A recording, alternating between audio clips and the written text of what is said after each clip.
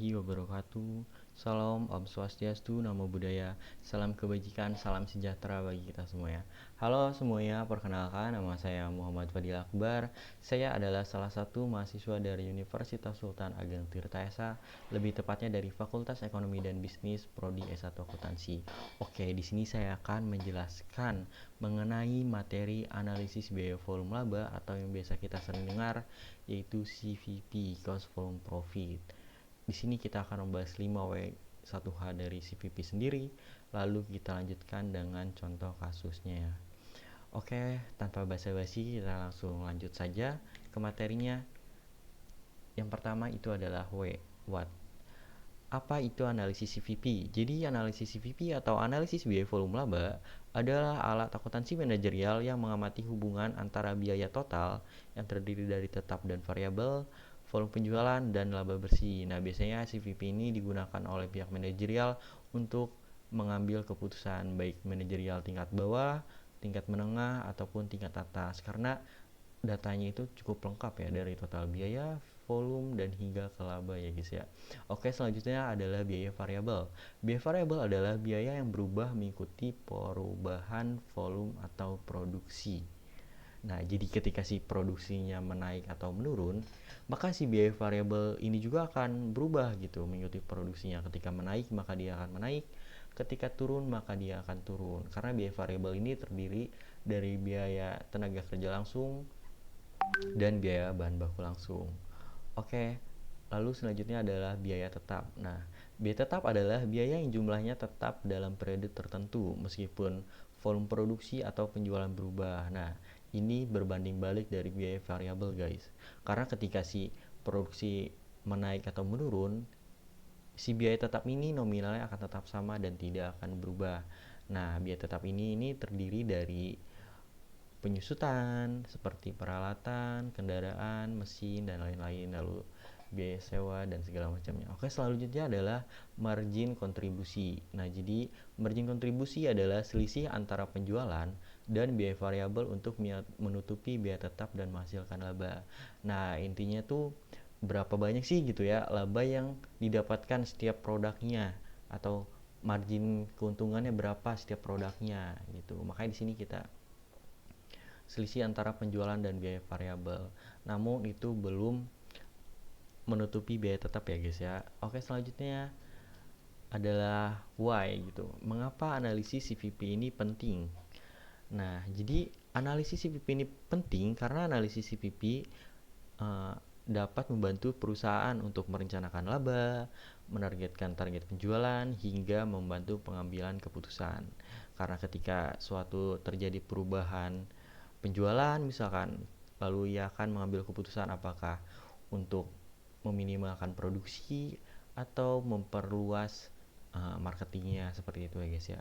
Oke, selanjutnya adalah titik impas. Titik impas adalah kondisi ketika total pendapatan atau penjualan sama dengan total biaya, sehingga perusahaan tidak memperoleh laba maupun mengalami rugi. Nah, jadi titik impas ini adalah ketika perusahaan melakukan penjualan di saat penjualan tersebut sama dengan total biaya yang digunakan, jadi tidak mengalami rugi maupun tidak mengalami untung. Nah, kalau misalkan kita ini biasanya sering menyebutnya balik modal. Nah, oke, selanjutnya merencanakan target laba.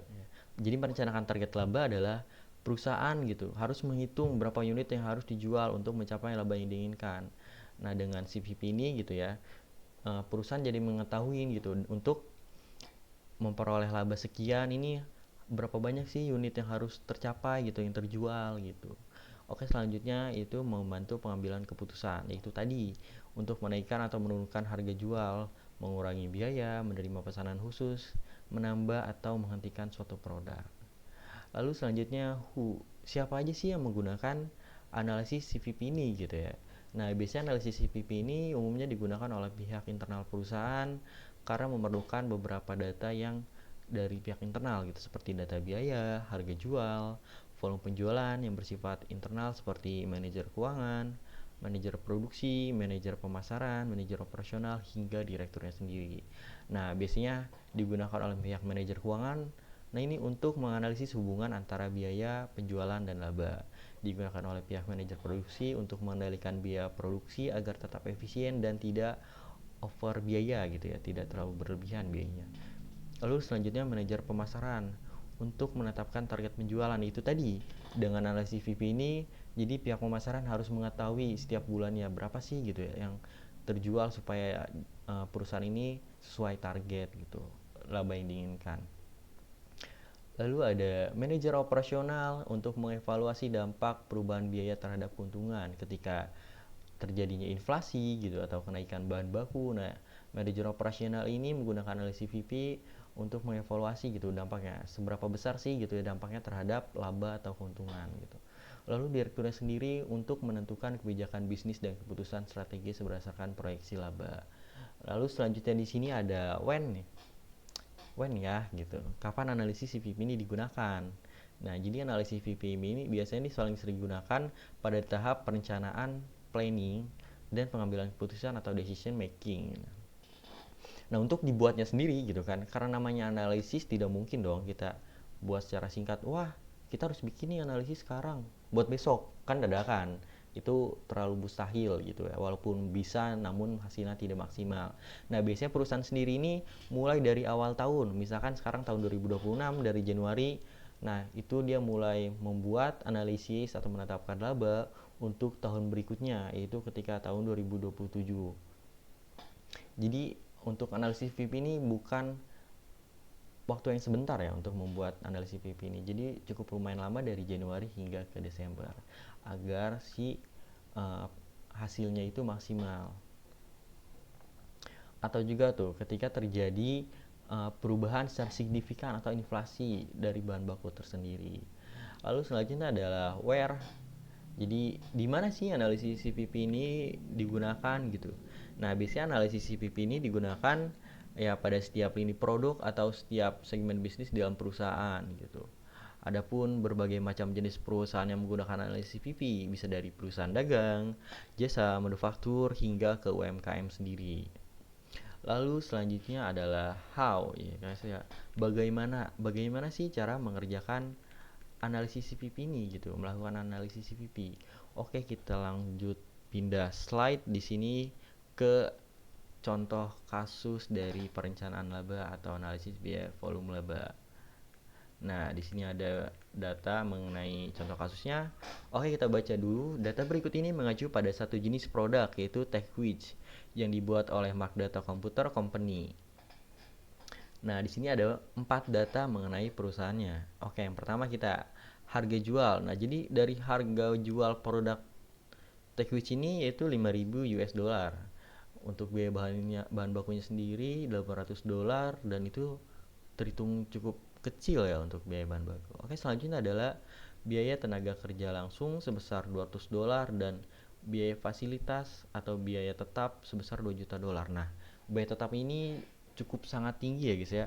Ini lumayan sangat tinggi, sekitaran 2 juta dolar. Nah, biaya fasilitas ini terdiri dari biaya sewa, terus biaya penyusutan segala macam ya guys ya. Adapun beberapa pertanyaan yang diminta. Nah, di sini yang pertama ada berapakah margin kontribusi per unit? Terus berapakah titik impas dalam satuan unit dan dolar? Berapakah tingkat penjualan yang diinginkan jika perusahaan merencanakan untuk meningkatkan biaya tetap sebesar 5%?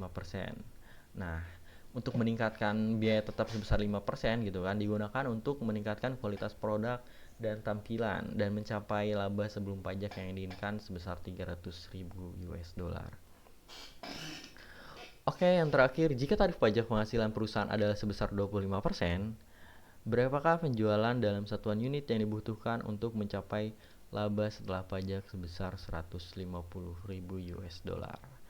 Oke, kita bahas satu persatu ya guys ya. Kita bahas dari soal yang pertama, berapakah margin kontribusi? Nah, tadi itu margin kontribusi itu adalah selisih dari harga jual dengan biaya variabel yang terdiri dari biaya bahan baku, lalu biaya tenaga kerja langsung.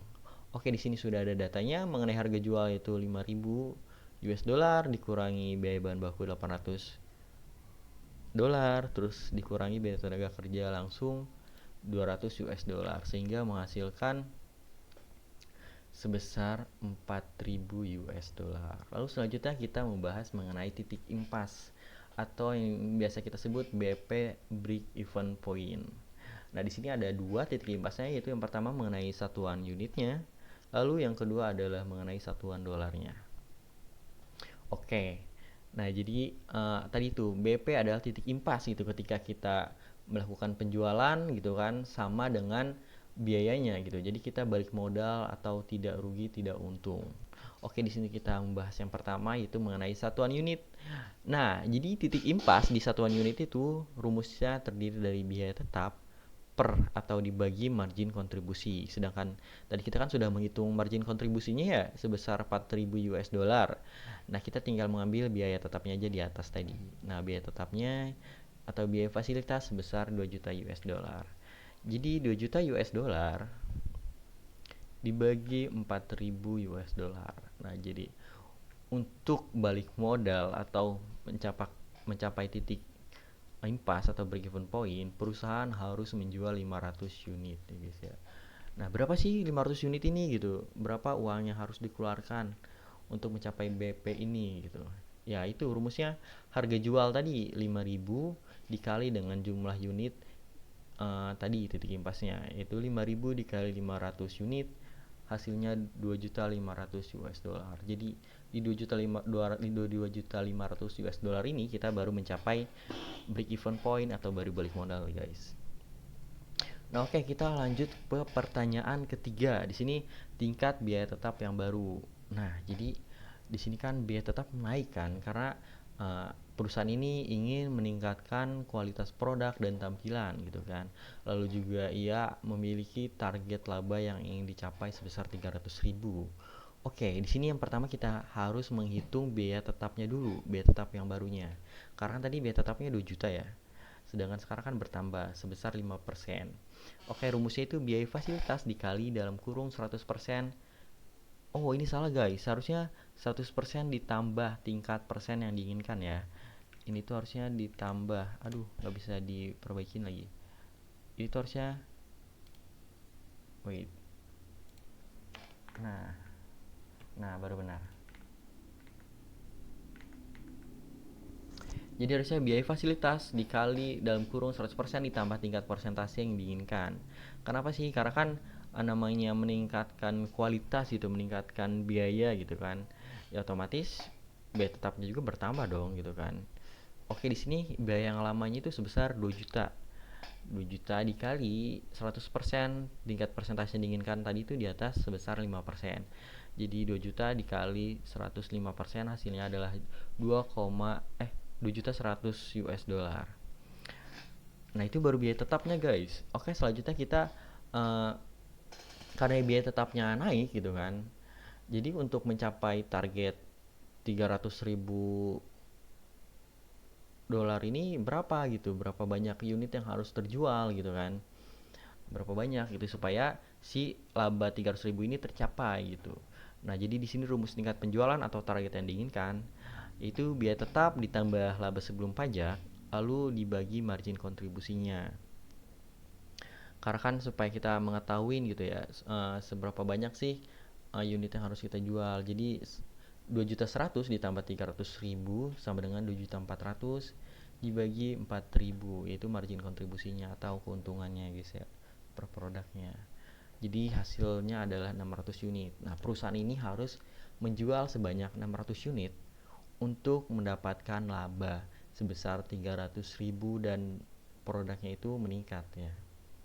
Oke, pertanyaan yang terakhir di sini adalah memasukkan tarif pajak. Oke, kita scroll ke atas dulu. Nah, jika tarif pajak penghasilan perusahaan adalah sebesar 25%, berapakah penjualan dalam satuan unit yang dibutuhkan untuk mencapai laba setelah pajak sebesar 150.000? Nah, otomatis laba sebelum pajaknya kita harus hitung. Seberapa banyak sih gitu laba sebelum pajaknya gitu ya. Jadi di sini laba sebelum pajaknya kita hitung, rumusnya adalah laba setelah pajak per 1 dalam kurung min persentase pajak. Nah, tadi itu persentase pajaknya itu 0,25%. 25% atau sama dengan 0,25 ya. Nah, jadi kita supaya tahu gitu berapa banyak sih laba sebelum pajak, sebelum dipotong pajak gitu. Iya. Itu intinya. Jadi kurang lebih ibaratnya ini berapa gitu kotornya sebelum dipotong pajak. Yaitu di sini 150.000 per 0,75 atau biasa lebih mudah ya. Saya sih 150.000 dikali 100 dibagi 75 seperti itu guys. Jadi hasilnya adalah 200.000 US dollar. Nah, ini baru uangnya gitu kan. Untuk mencapai si 150.000 ini laba setelah pajaknya baru uangnya. Kita harus mengetahui berapa banyak sih unit yang harus kita jual sendiri gitu dengan pajak yang cukup tinggi 25%. Kita harus menghitung gitu. Oke, di sini tingkat penjualan, target yang diinginkan gitu, berapa banyak unit. Di sini dalam kurung biaya tetap ditambah laba sebelum pajak per margin kontribusi. Di sini biaya tetapnya 2 juta ya guys ya, karena ini beda kasus dengan nomor 3. Karena nomor 3 itu keinginannya untuk menambah biaya tetap, sedangkan ini menggunakan biaya tetap yang asli gitu. Soal pada sebelumnya. Biaya tetapnya 2 juta ditambah laba sebelum pajaknya itu 200.000, 2.200.000. Dibagi margin kontribusi per produknya adalah 4.000. Jadi untuk mencapai laba setelah pajak sebesar 150.000, perusahaan harus menjual 550 unit gitu. Oke, mungkin itu saja yang dapat saya bahas mengenai dari analisis biaya volume profit atau analisis CVP ini. Mohon maaf bila ada salah kata atau kekurangan dari diri saya. Kurang lebihnya mohon maaf. Wassalamualaikum warahmatullahi wabarakatuh. Terima kasih banyak yang sudah menonton. Semoga dapat dipahami dengan mudah dan dipermudah dalam kuliahnya guys ya. Semangat. Love you all. Bye bye.